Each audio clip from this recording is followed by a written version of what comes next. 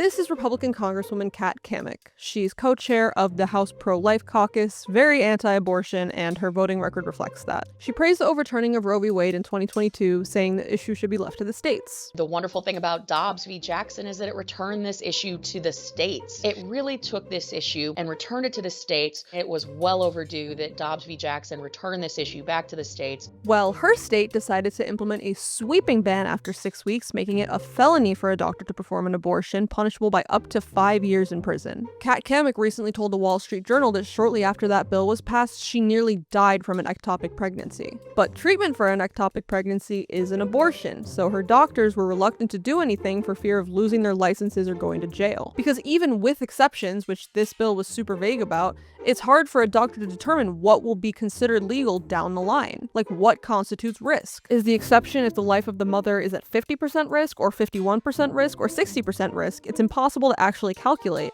Then when you have a real patient with a real clinical scenario sitting in front of you, how are you supposed to know? Florida already ranks 48th in terms of healthcare access for women and has the second highest maternal mortality rate in the country. People living in states that ban abortion are nearly twice as likely to die during pregnancy or childbirth. So when Kat Cammack came face to face with the policy she'd supported that was now putting her own life at risk, she had a moment of clarity. A reckoning with herself, a realization that her ideology had endangered countless women all across the country. I'm just kidding. She blamed the left, because the left was scaring medical professionals with messaging that stressed they could face criminal charges for violating the law.